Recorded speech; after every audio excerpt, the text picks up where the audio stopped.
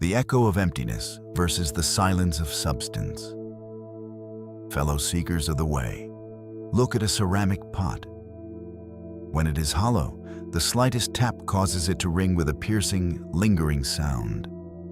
But when it is filled with honey or frankincense, it remains silent and steady. Human beings are no different.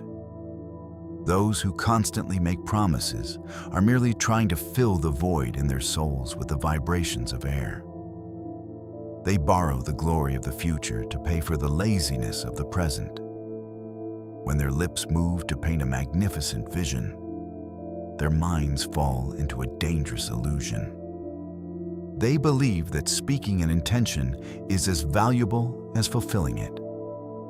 The philosopher Zeno once said, "We have 2 ears and 1 mouth so that we may hear more and speak less." Words are silver, but the silence of action is the diamond of virtue. Have you noticed? The people who say, "I'll do it tomorrow," "I'm going to be successful," or "I'm about to do something big," are usually the ones who get absolutely nothing done. Why? Because talking is easier than doing. Those addicted to talking are addicted to the feeling of impending success without needing to act. Every time you say, "I will do," your brain mistakenly thinks you've already started. You gain a sense of false satisfaction, killing your actual drive to act. This is why 90% of people set massive goals but yield 0 results. Remember this one thing. Don't wait for perfection to act. Act to become perfect. A true doer doesn't brag about plans, doesn't talk much, only shows the results once the work is done. The leak in the dam of will. In Stoicism, prohairesis, free will, is the only fortress we truly own. This power is like a rushing stream.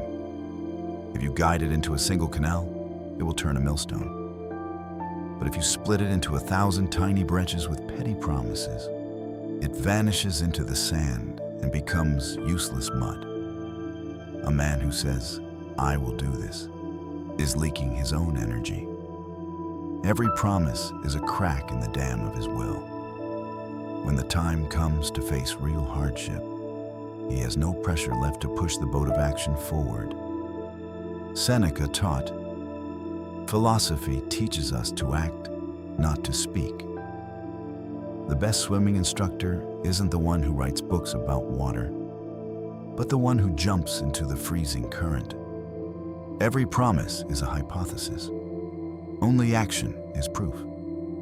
Do not proclaim your kindness.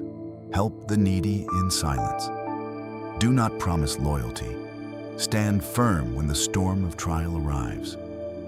Let your life be a sermon where your actions amaze the listener rather than your words putting them to sleep. Chronos versus Kairos. The chronic promiser lives in Chronos, linear, distant time, dreaming of a tomorrow that never comes. They miss Kairos, the golden moment of the present. In Stoicism, the present is the only thing we possess. To overpromise is an act of arrogance against the god of time. You aren't even sure if you can draw your next breath. How dare you commit to distant years? Focus on completing the task in the palm of your hand, right now. Hope is often the companion of the lazy. They promise because they hope things will go well. But will is different. Will says, "Even if the sky falls, I shall do it." The promiser relies on luck.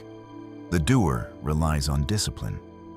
If you want to achieve something, kill vain hope and replace it with the cold determination of a Roman warrior. The power of hiding. There is a mystical power in silence. When you keep your intentions secret, internal pressure builds up like steam in a pressure cooker. That pressure forces you to act to find release. Practice the Stoic exercise. Live hidden. Do great things that no one knows about. When you don't speak, the world cannot stop you. When you don't promise, you have no pressure to perform for an audience. Think of Cato the Younger. When he opposed Caesar, he didn't shout slogans. He showed his resolve by choosing death over living under a tyrant's feet. Or Socrates, who didn't promise to die for the truth. He simply took the cup of hemlock and drank it with composure. These men left no promises. They left legacies of blood and stone. How to stop being a promiser. Dichotomy of control. Only commit to what is 100% within your control. Your effort, not the outcome. Pre-mortem. Visualize every obstacle before you open your mouth. You will realize how hard execution is and stop making hollow vows.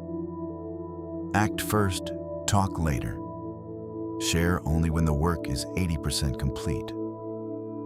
The world doesn't lack dreamers or oaths. The world is starving for silent builders. Don't be an echo of emptiness. Be a solid rock in the middle of the stream. Your promise is not worth the sweat on your brow. Let your life be a book without words, where every page is filled with silent victories. If you have heard this far, write, "I will try," in the comments. Then, turn off this screen, find a task you've been procrastinating on, and finish it right now. That is the only way to truly respect this wisdom. Follow if you want to break the cycle of empty promises.